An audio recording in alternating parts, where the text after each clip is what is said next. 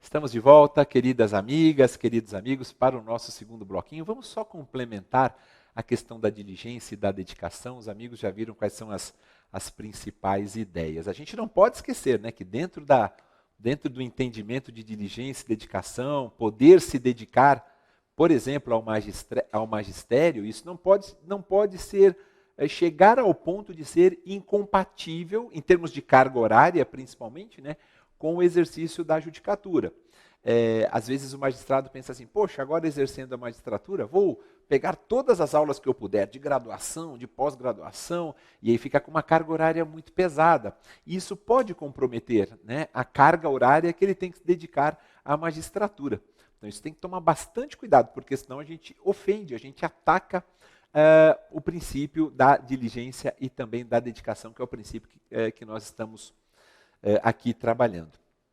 Meus amigos, a gente também não pode, nós não podemos nos esquecer dentro desse contexto, e isso a gente já mencionou, mas é bom reforçar, por conta do que preconiza a LOMAN, a Lei Orgânica da Magistratura Nacional, que é proibido, que é vedado ao magistrado exercer o comércio ou mesmo participar de sociedade comercial, inclusive de economia mista, exceto como acionista ou como cotista, mas desde que isso não exerça, desde que o magistrado não exerça cargo de gerência e também não exerça cargo de controle. Ele pode participar? Pode, mas repito, na qualidade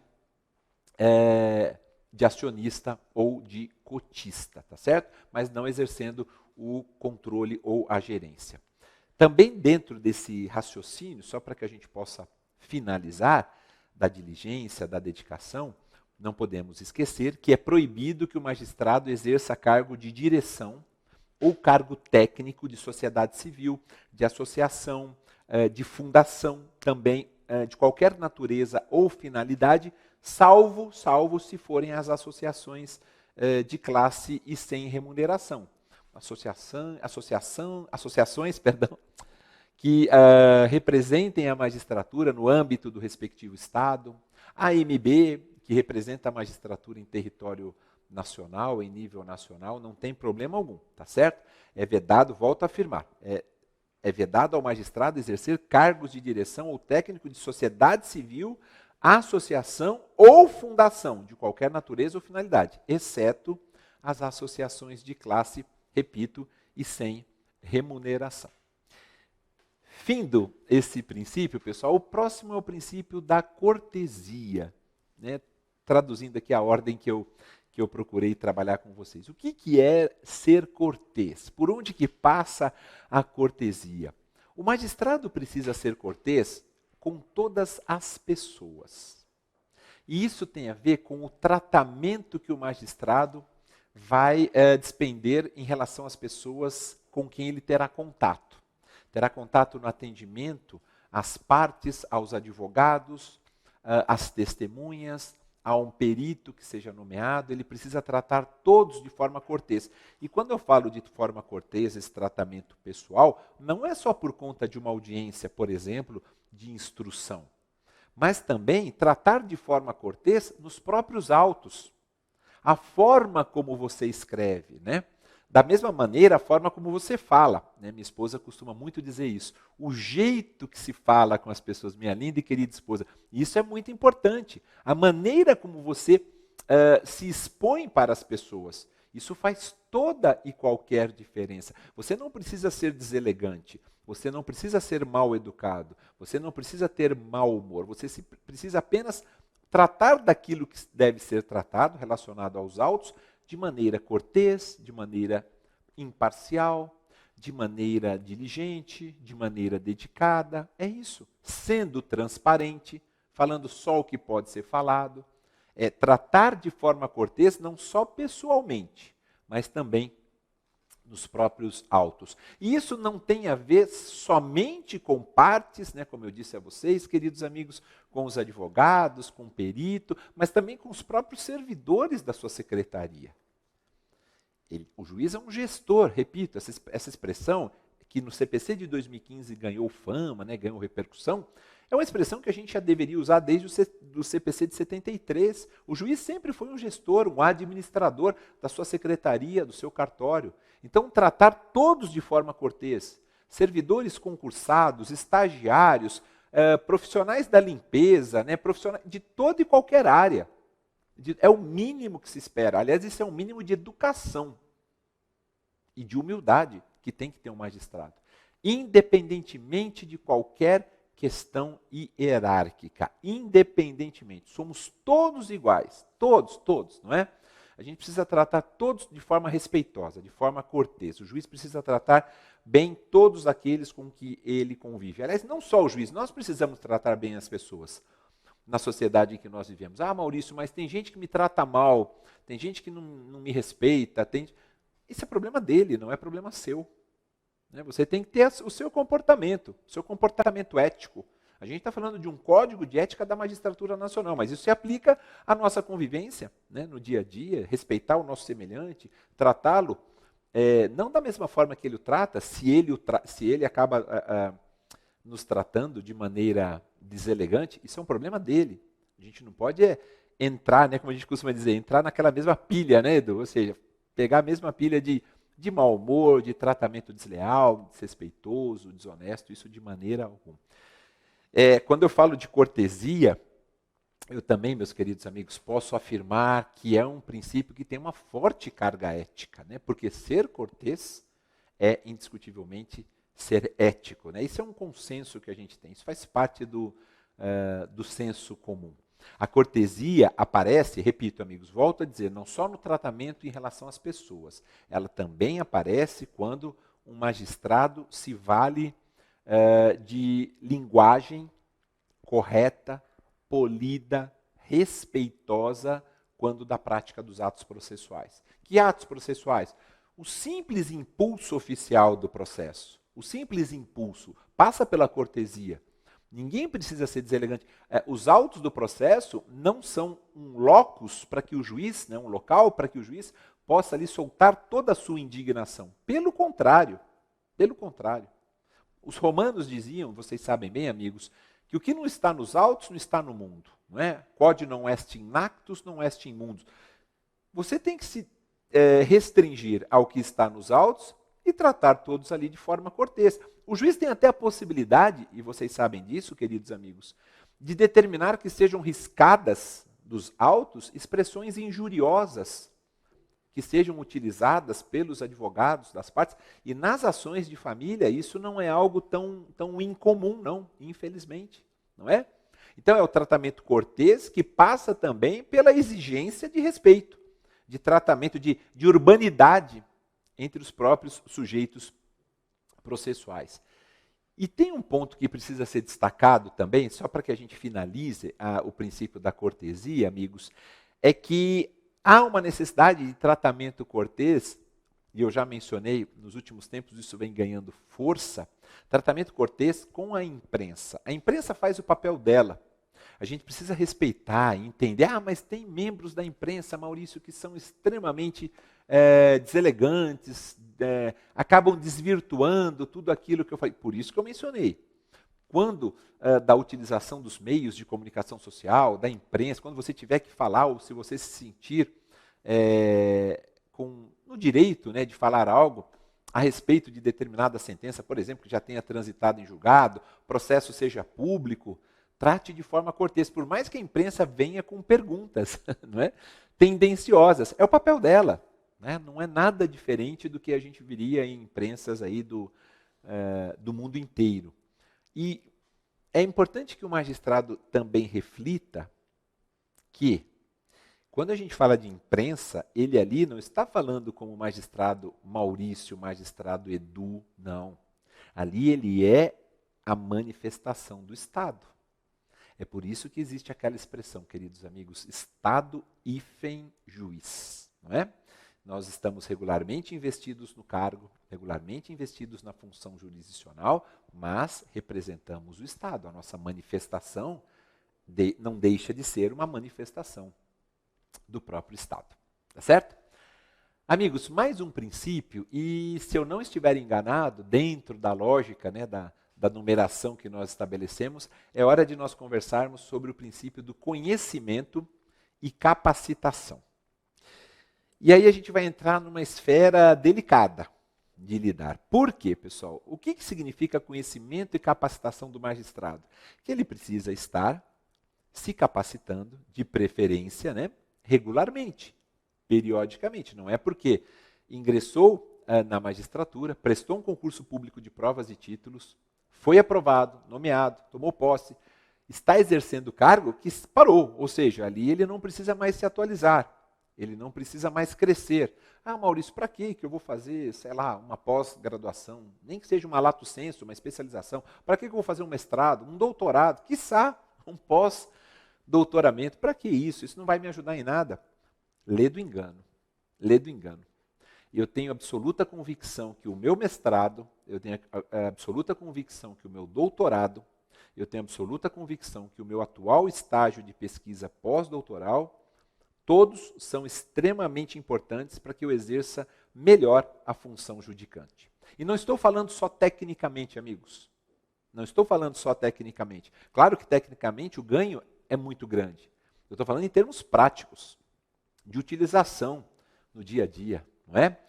Nós precisamos conhecer o direito vigente para que a gente possa desempenhar plenamente as nossas funções judicantes. Eu falo de conhecimento e capacitação. Se eu adquiro conhecimento, eu me torno melhor capacitado para o exercício da função jurisdicional. Conhecimento é a etapa inicial da apreensão material do magistrado para ele exercer o mistério dele, para ele exercer aquela função. A capacidade, a capacitação, ela acaba se consubstanciando no desenvolvimento de capacidades técnicas, é claro, né, adequadas para aplicar o conhecimento. Agora, eu desenvolvo essas capacidades técnicas, né, eu me capacito adquirindo conhecimento.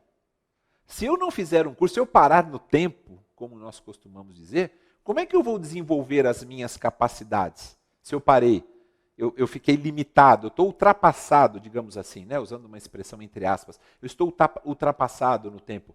Surgiram novos pensamentos doutrinários, a jurisprudência alterou, nós temos novas correntes de pensamento, né? E não só em nível nacional, porque a gente não pode também viver dentro de uma bolha e achar que o que nos interessa, né, é somente aqui, ó, o nosso cantinho. Não, é preciso compreender o que está no nosso entorno, para que eu possa aplicar isso de maneira correta. Então eu preciso do conhecimento, para que assim a prestação de serviço jurisdicional seja mais efetiva. E por que não dizer, até, eu não gosto muito desse conceito, mas por que não dizer até mais justa? Não é? Então eu não tenho nenhuma dúvida que conhecimento e capacitação são princípios que fazem parte do Código de Ética da Magistratura Nacional e que nos ajudam sobremaneira para um melhor exercício da função judicante, para que a gente tenha qualidade na prestação da tutela jurisdicional. Data máxima vênia, o juiz que para no tempo, ele perde, sem sombra de dúvidas, muito tempo, e o exercício da função jurisdicional, tecnicamente, principalmente, acaba ficando comprometido. Não é? Seria basicamente assim, pessoal. Você imaginar que, formulado um pedido de tutela provisória de urgência, de natureza antecipada, para o magistrado, com base no CPC de 2015, o juiz vai e defira o seu pedido de liminar, de tutela provisória de urgência, de natureza antecipada, mas ele cita os requisitos do artigo 273 do CPC de 73. Já está em vigência o CPC de 2015 há bastante tempo. E ele cita o 273. Isso é ausência de conhecimento, de capacitação. Ah, não, foi um equívoco. Não, não foi não. Não foi não. Se ele defere um pedido desse alegando verossimilhança, prova inequívoca, esses requisitos não existem mais. Está ultrapassado. Não tem conhecimento. Não está capacitado. E a capacitação, pessoal, e o conhecimento vale para toda e qualquer função, toda e qualquer profissão. Não é só para a magistratura. É claro que no nosso caso é específico da magistratura, mas não é tão somente. Nós precisamos de um constante exercício de formação contínua. Repito, Precisamos de um constante exercício de formação contínua. Os tópicos, né, que são incentivados pelo próprio Código de Ética da Magistratura Nacional, esses tópicos estão relacionados ao quê? A uma máxima prestação dos direitos humanos, ao desenvolvimento também dos próprios valores constitucionalmente, né, consagrados, de favorecimento da dignidade da pessoa humana. Se você presta um serviço de qualidade, um serviço técnico de qualidade, isso reflete no jurisdicionado também, que é quem está ali para obter a prestação daquele serviço, né, daquela função jurisdicional. Tá certo, meus amigos? Esse é mais um princípio que nós gostaríamos de conversar aqui com vocês. Edu, vamos voltar lá naquela telinha? Você tem ela aí, por favor? A inicial? Valeu, amigo. Obrigado, obrigado. Pessoal, olhem só. Já foi também diligência e dedicação, cortesia, conhecimento e capacitação. A gente vai fechar, olha, vai dar certinho. Sigilo profissional, prudência, dignidade, honra e decoro. Tá certo? Eu estou tentando, amigos, né, dentro do possível, desenvolver cada um desses princípios com aquilo que eu entenda que seja o mais significativo, tá bom? Simbora para sigilo profissional. É um comando ético bastante antigo, né, não exclusivo, e significa que o magistrado ele deve guardar absoluta reserva na vida pública e na vida privada. Ah, Maurício, então tem a ver com um princípio que você falou anteriormente, né, do comportamento do magistrado, da integridade dele profissional e da integridade pessoal. Eu não tenho nenhuma dúvida. Se você guarda essa reserva, essa absoluta reserva na vida privada e também na vida pública, né, sobre dados ou sobre fatos pessoais de que você tenha tomado conhecimento no exercício da sua atividade, você demonstra uma integridade profissional. Você também demonstra, dentro desse raciocínio de sigilo profissional, uma integridade profissional e uma integridade pessoal. A ética não está tão somente relacionado com a questão profissional, mas também com a questão pessoal. E o sigilo profissional, repito, comando ético bastante antigo, extremamente antigo, esse princípio do sigilo profissional, ele não objetiva, ele não tem como função limitar o âmbito aplicativo do princípio da publicidade dos atos processuais. Nada disso, não é para limitar, e dos atos administrativos também. Apenas então somente o que se quer é que as informações obtidas pelo juiz em função da atividade que ele exerce, elas permaneçam resguardadas de uma indevida manipulação. Só se quer isso. É isso que se busca.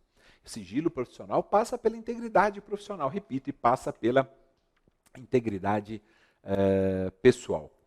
Aos magistrados, apenas complementando, porque eu penso que essa ideia do sigilo profissional é bem tranquila, né? Aquilo, né? Não ficar expondo aquilo que você tem conhecimento a respeito dos atos processuais que são praticados no processo, né?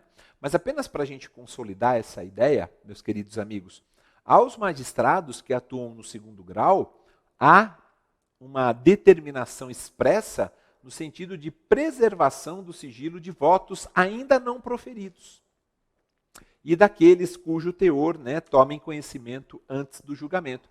Entre eles, entre os magistrados de segundo grau, não há problema algum que eles troquem ali ideias a respeito dos votos que irão proferir. Mas isso, evidentemente, enquanto não proferidos. Depois de proferidos, aí tudo bem. É necessário que se tenha esse sigilo profissional enquanto os votos não são proferidos e entre eles consigam trocar essas ideias. Isso ajuda até sobremaneira na formação do julgamento final. Indiscutivelmente. Mas enquanto não proferidos, isso não pode ser tornado público, por isso o sigilo profissional. Tá certo? Pessoal, a gente tem que falar da prudência, dignidade, honra e decoro, né? São mais dois princípios. Prudência, amigos. O que é ser prudente? Prudência tem a ver com uma virtude, acima de tudo, né? Platão já dizia isso, a prudência é uma virtude. A prudência como virtude, né, também chamada de sabedoria, ser prudente, né, é ter sabedoria, ela precisa ser compreendida como uma determinação racional do bem. Ser prudente significa decidir de forma reta. Isso tem a ver com fortaleza também, porque a pessoa prudente, ela traz a fortaleza em si, a característica da fortaleza. Da temperança. A prudência também significa ser, né, uma pessoa com pensamentos, com atitudes, com comportamentos temperados. E também tem a ver com justiça. Repito, prudência como virtude tem a ver com fortaleza, tem a ver com temperança e tem a ver também com justiça, com o senso de justiça. A importância da prudência, quando do exercício da magistratura, queridos amigos, ela é tamanha que ela já chegou a ser denominada de mãe das virtudes, genitora das virtudes, né? Consiste em ver a realidade como ela é, da maneira mais racional possível. É isso que é ser prudente. E o que é a decisão prudente? A decisão prudente é aquela que se baseia na oitiva do outro, né? É aquela que cala interesses próprios, aquela que baseia-se em preceitos imbuídos de racionalidade. Ser prudente é ser racional, é trazer a característica da fortaleza, como nós mencionamos. E relevância maior, tem importância maior, tem a ideia da prudência ainda, quando são proferidas decisões envolvendo temas polêmicos, temas que ganham, inclusive, uma publicidade muito grande. A prudência ali ela tem que ser redobrada, ela tem que ser reforçada. E é aí que a gente percebe a fortaleza, né, como nós mencionamos. Por isso que é sempre bom invocar os filósofos, é sempre bom invocar Platão. E quando a gente fala de prudência, para complementar, a gente não pode esquecer, acima de tudo, que nós estamos vivendo um processo civil democrático, um processo como um todo, né? Mas principalmente o processo civil democrático, compartilhado, dialogado, racional. O processo compartilhado, dialogado, democrático é um processo prudente, que tem racionalidade. Com atitude aberta sempre, né? Você ser prudente é, por exemplo, obedecer ao contraditório substancial lá do artigo 9º do CPC. Você ser prudente no exercício da magistratura é você entender que encontra-se expressamente vedada as decisões surpresa. Ser prudente é receber argumentos, é receber críticas, né, lançados que sejam de forma cortês e respeitosa. Seja prudente. Se tem críticas, se tem argumentos às decisões, por exemplo, nas razões recursais, se existem alguma crítica, seja prudente, não se manifeste. Simplesmente verifique, né, que a expressão está ali e esqueça. Isso acontece, né? Quantas vezes a gente já viu, e eu já vi em sentenças que eu proferi, quando vem as razões recursais, algumas expressões que possibilitariam que eu replicasse, né, que eu respondesse. Mas não, a prudência exige que você compreenda que aquilo foi um comportamento do outro. Isso não é seu. E você não pode também expressar isso ali naquele momento, até porque você está ali representando o Estado. Isso é ter, acima de tudo, sabedoria. Isso é ser forte. Isso é exercer justiça. Para a gente finalizar, meus amigos, o último dos princípios, dignidade, honra e decoro. Ou dignidade, decoro e honra, enfim, mesma coisa, né? Eu só alterei os últimos, eu sei que o primeiro é dignidade. Dignidade, honra e decoro. A dignidade, vamos falar um pouquinho de dignidade, de honra e de decoro, né, esses atributos. A dignidade, ela se manifesta no respeito que o indivíduo demonstra para com os outros. Ser digno tem a ver com o seu comportamento em relação aos outros. Corresponde ao chamado princípio da transparência. Tem a ver, né, com o princípio da transparência. Quando você é digno, você é transparente. Você não atua num ambiente camuflado, né, num ambiente escuso, né, de situações que não seriam nem um pouco autorizáveis, não é? O juiz, ele deve observância à sua estrita conduta para que ele não pratique qualquer ato, para que ele não pratique qualquer comportamento que implique discriminação injusta, discriminação arbitrária de qualquer pessoa ou instituição. O juiz digno, ele não se vale, né, do seu cargo para prejudicar os demais.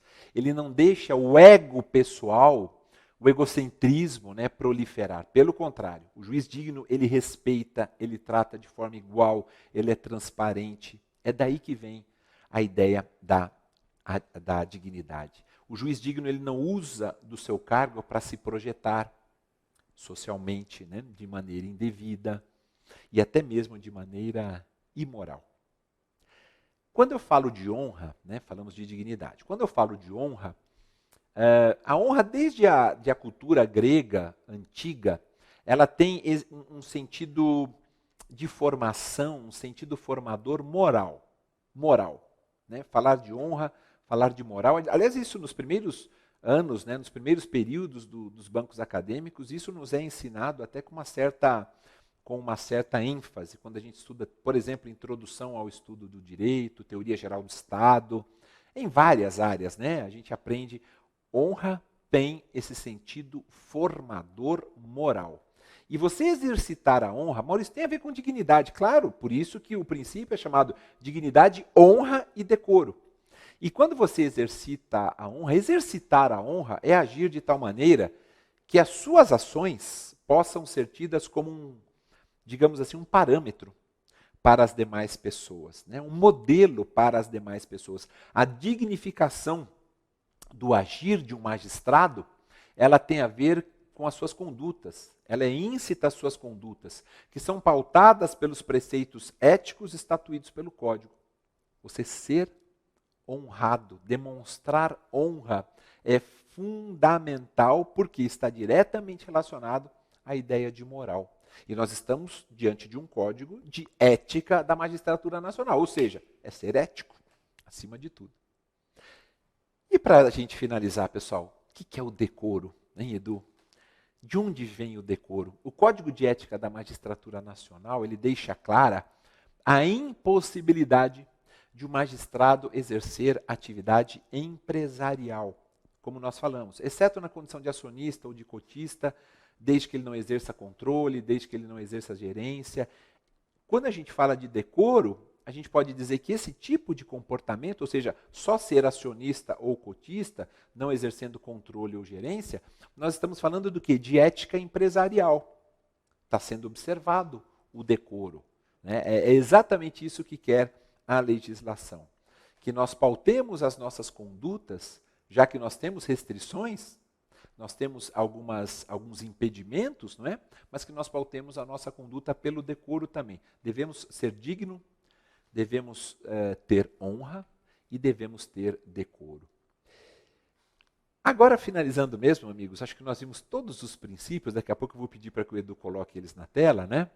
A gente tem que lembrar assim, olha, quando ocorrer o descumprimento de qualquer um dos princípios que nós mencionamos, a sanção que a gente vai aplicar para esse magistrado desrespeitoso, né, que não cumpriu os princípios inseridos no Código de Ética da Magistratura Nacional, a sanção será uma daquelas de ordem ou administrativa, quer dizer, a responsabilização pode ser administrativa, a responsabilização pode ser civil ou a responsabilização pode ser penal, sanções que estão dispostas lá na LOMAN, né, na Lei Orgânica da Magistratura Nacional. Isso aí a gente extrai da parte final, das disposições finais do Código de Ética. Né? Ele não consigna, o Código de Ética não consigna expressamente qualquer sanção. A gente tem que buscar lá na LOMAN as sanções, repito, de natureza administrativa, civil ou penal. E eu queria, amigos, dentro dessa nossa conclusão, daqui a pouco eu peço para que o Edu mencione para nós, né, quais são os princípios, para ver se a gente volte naquele slide dos princípios, né, para ver se a gente mencionou todos. Aliás, Edu, se tiver ele na tela, coloca já, por favor, amigo. Só para a gente arrematar, fica melhor agora. Pronto, tá aí, ó. Nós vimos todos, tá bom, pessoal? Sigilo profissional, nós vimos a prudência, dignidade, honra e decoro. Mas só para que a gente conclua, eu queria aqui fazer uma recomendação para vocês, e eu preparei aqui 2 slides, Edu. Por favor, pode colocar na tela, pode voltar lá, Edu. Não precisa ficar comigo não, pode voltar. Isso, perfeito, pessoal, perfeito. Eu queria só trazer esses 2 slides finais. Me desculpem, viu, pessoal, ir para o slide, voltar para mim, voltar para o slide agora. Eu coloco como necessário, como imprescindível, recomendar a leitura de 2 documentos internacionais sobre ética judicial. Eu tenho certeza que ajudarão muito, repito, pensando numa prova discursiva. Primeiro, os princípios da conduta judicial de Bangalore e o Código Ibero-Americano de Ética Judicial. O primeiro, né, os princípios aqui, olha, da conduta judicial de Bangalore, foi decorrência de estudo da ONU. A sua elaboração teve início no ano de 2000 em Viena, na Áustria, concretizando-se em 2001 em Bangalore, na Índia. Acabou sendo oficialmente aprovado na Corte Internacional de Justiça de Haia, né, a famosa Corte de Haia na Holanda, em 2002, e foi um projeto de código judicial em âmbito global. Repito, amigos, projeto de código judicial em âmbito global. Os princípios, então, ali considerados, vejam só, e a gente já falou sobre eles: imparcialidade, integridade, idoneidade, igualdade, competência e diligência. E o segundo, que é esse aqui, olha, o Código Ibero-Americano de Ética Judicial. Esse segundo documento, obrigado Edu, foi promovido pela Cúpula Judicial Ibero-Americana. Foi elaborado um pouquinho mais à frente, 2004, e quais são os princípios nele considerados? Vejam, porque tudo isso acabou refletindo no nosso Código de Ética da Magistratura Nacional. Independência, imparcialidade, motivação, conhecimento e capacitação, justiça e equidade, responsabilidade institucional, cortesia, integridade, transparência, segredo profissional, prudência, diligência e honestidade profissional. Recomendo muito, se os amigos puderem, façam a leitura desses dois documentos internacionais que podem servir como referência se nós formos questionados, né, numa prova discursiva. Tá certo, amigos? Era isso que eu tinha para conversar com vocês neste nosso penúltimo encontro, né? Nós teremos ainda mais um encontro e ainda temos alguns assuntos para tratar. Neste último encontro, a gente vai falar dos sistemas de controle interno do judiciário, embora a gente já tenha falado um pouquinho, principalmente sobre as corregedorias, né, sobre as ouvidorias, os conselhos superiores, né, e o Conselho Nacional de Justiça também. Depois nós vamos falar sobre a responsabilidade administrativa, civil e criminal dos magistrados. E, por fim, a gente fala a respeito da gestão, da organização, da administração judicial, uma tarefa que, quanto melhor desempenhada, mais agradece o jurisdicionado. Tá bom? É isso, amigos. Obrigado pelo carinho de todos, pela paciência, pela confiança. Um forte abraço, fiquem com Deus, até nosso próximo bate-papo.